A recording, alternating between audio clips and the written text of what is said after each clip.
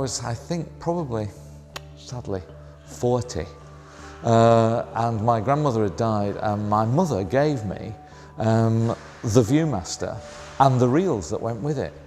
And I thought, this is really good. I wonder how many more there are. And the answer is thousands. And so I got hooked, and I got very sad from there on, and just started collecting more and more and more and more. Well, when I started collecting would be sort of early 90s, I suppose. I had a friend who was a BT engineer who was telling me they're starting to disappear now. So I started going around car boots and even old factory places that were perhaps getting rid of them, just literally throwing them in a skip, which was a shame. So I rescued as many as I could. I was about 14, I had a book, or we couldn't get a book, I should say, for a game, and my mother hand-wrote a book. She got it from the British Library, and she hand-wrote the entire book out by hand, which is over there in the collection. And that's how rare they were back then, and how important they were to me. So since then, I've just kind of amassed and collected as many H.P. Lovecraft kind of books as possible. But they're all charity badges that I've collected. I don't buy the individual ones, I buy the full sets of the charity badges. As you can see, all different charities, not just one charity. It's hundreds of charities I collect for. Well, I didn't set out to collect badges. I just found myself acquiring them, as I say, and when I got about 15 or 20, I wondered what to do with them, because I didn't really wear them much. I might have worn one or two, and I thought they looked good together, so I thought, what can I do with them? And then I came upon the idea of using this old denim jacket to display them on. So I had a few sew-on patches as well, so I sewed on the patches and stuck on the badges.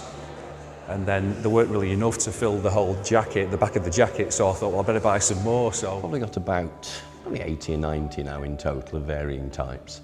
And yes, quite sadly, they're stored in all various places that I can, but mainly they're actually stored in sort of packing cases under the bed in one of the spare rooms, so that's where they basically are at the moment.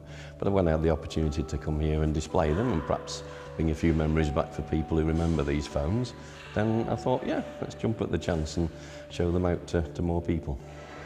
I like making quilts which hang, so they have a dual purpose.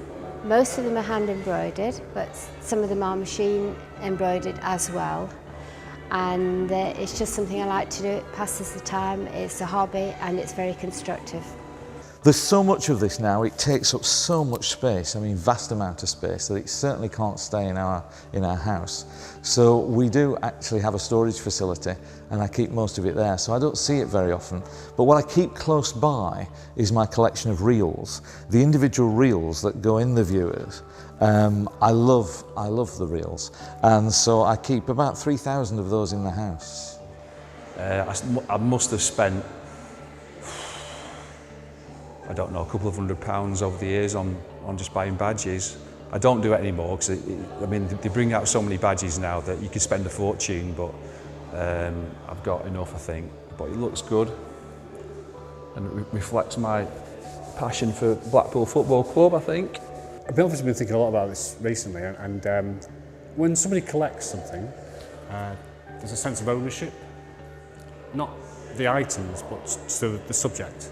So I myself, I kind of feel like I'm a Lovecraftian because I have a Lovecraft collection, and it kind of connects me to that whole kind of world of Lovecraft and other collectors, and yeah, it's a way of kind of being part of it.